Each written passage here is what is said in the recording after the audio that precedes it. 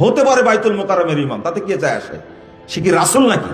BNP chairperson Begum Khaleda জিয়ার জানাজার নামাজের ইমামতি করেন বাংলাদেশ জাতীয় মসজিদ বায়তুল মোকাররমের ইমাম মুফতি আব্দুল মালেক। তিনি কিন্তু ইমামতি করেন, কিন্তু জানাজার নামাজে কিন্তু এখানে সানা পাঠ করা হয়েছে, সূরা ফাতিহা নয়। জানাজার নামাজ হয়নি বলেই কিন্তু ডাইরেক্ট নাকুচ করে মন্তব্য করেছেন আহলে হাদিস অঙ্গনের আরেক আলেম ডক্টর মোজাফফর বিন মুহাসিন। তিনি কি বলেছেন সরাসরি চলুন তার মুখ থেকেই আমরা প্রতিবেদনের বাকি অংশে দেখে আসি। দুর্ভাগ্য, একজন আলেম হিসাবে এরকম করতে পারেন না। হতে পারে বাইতুল মোকাররমের ইমাম, তাতে কি যায় আসে? সে কি রাসূল নাকি? সে কি সাহাবী? ওই সুযোগ নাই। যদি জানতেন তারেক রহমান যে এই মাসালা সূরা ফাতিহা না পড়লে সালাত হয় না, এটা রুকুন, মনে হয় এই ইমামকে ভাড়া করতেন না।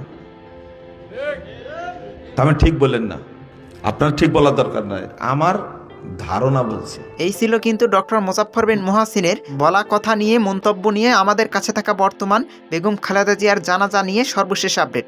পরবর্তী নিউজ ভিডিও দেখার আমন্ত্রণ জানিয়ে বিদায় নিচ্ছি। মোস্তাকিন হাসান, বিটি ইনফায়ার রিয়াকশন।